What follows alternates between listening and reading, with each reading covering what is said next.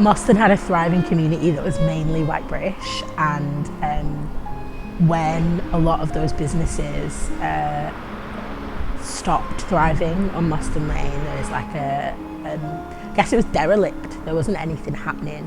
And there's this real tension now with the fact that Moston Lane is populated, it's actually full of businesses and small business owners and sole traders. They are mainly, for the most part, of the African diaspora. There are people from all over the continent there.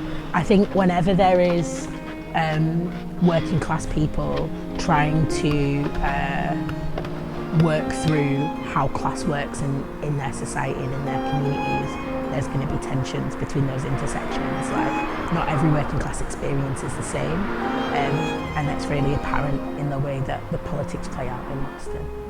And trying to build like a sense of community between those two people is like a feat that the local authorities and a lot of organisations are trying to battle with. It feels really important to acknowledge that like these sole traders and small businesses are not these big lavish like big corporate people. They're just local people with local businesses trying to make a living, just as the people who in the 70s and 80s were trying to do as well. My name is Toni-Dee Paul. I am an artist, facilitator and theatre maker, and tonight I was hosting the space for the M40 Roundtable.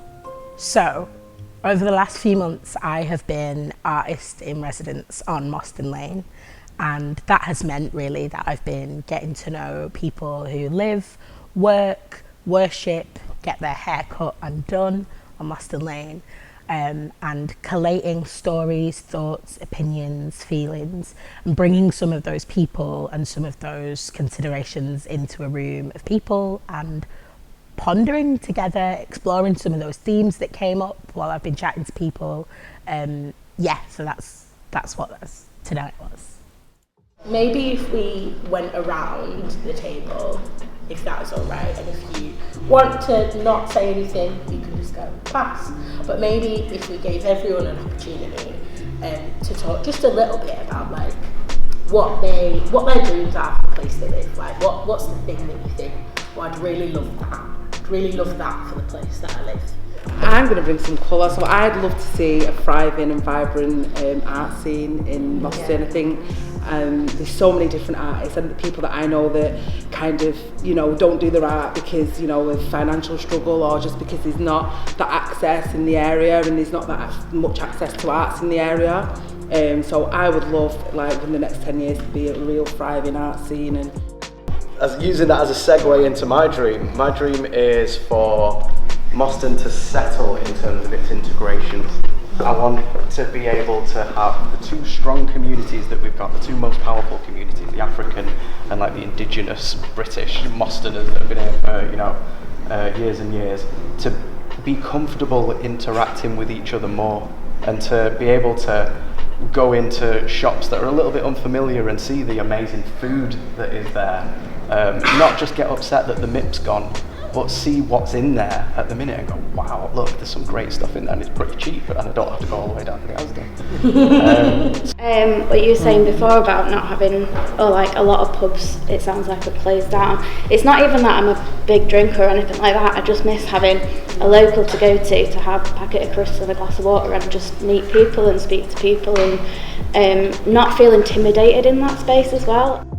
Kind of two extremes, right? You've got some people who are desperate to talk, that really want to be heard, that feel like nothing that they say is received by their local authorities or the people that have the means to change things for them. Definitely taking that individual pride, I think that then spreads and then people feel a way about dropping litter on a clean street or leaving the dog poo behind on a clean street. So I think I'd like to see that way more in the community.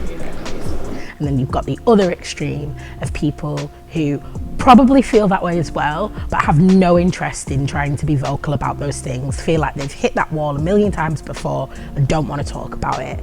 And so I've met a lot of people at those two ends of the spectrum.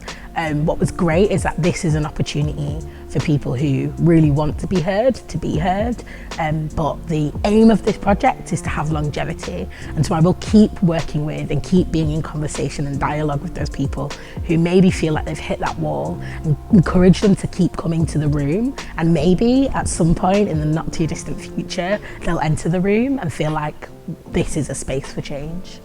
Hiya, did you hear what we were doing in the circle?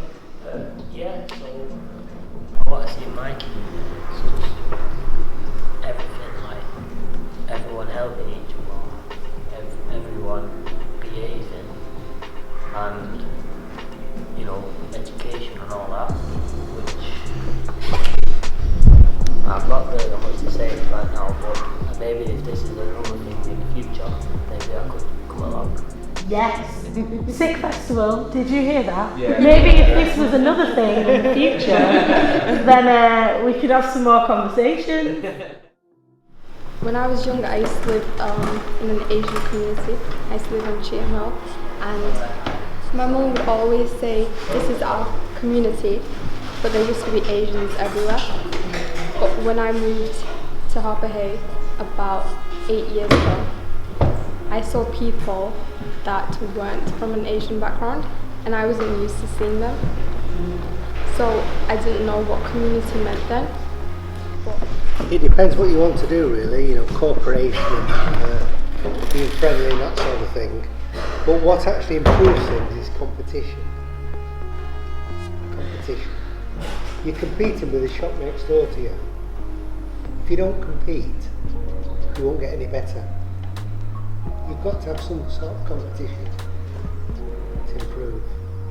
And that's what I think should be encouraged, to improve things. Competing with other things. So, but that's just my model for life anyway. So, I think one thing is that I still see, even though we're quite diverse as a community, and we've got all sorts of people, and I think we're still very segregated. And I think certain people stick to, I think because it's what they know and the sense of community.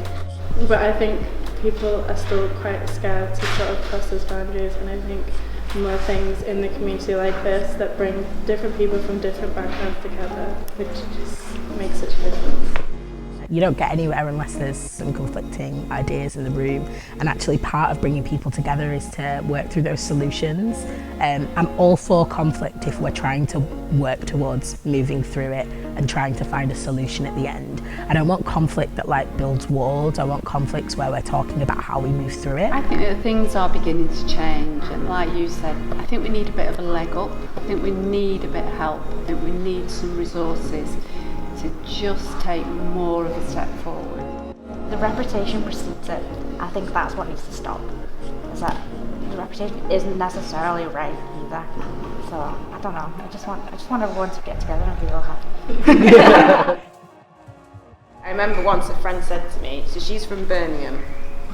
She lives in South Manchester. She lived in Manchester for years, but she worked a lot in this area, and she once said to me, do you know what I like about you, Selena? You never sold out. I said, what do you mean? She went, you never moved to South Manchester or to London. Now it's like a badge of honor. I'm like, yeah. I don't need to go where there's a craft beer. You know what I mean? I'm alright here. Thank you for your thoughts and ponderings and strong opinions.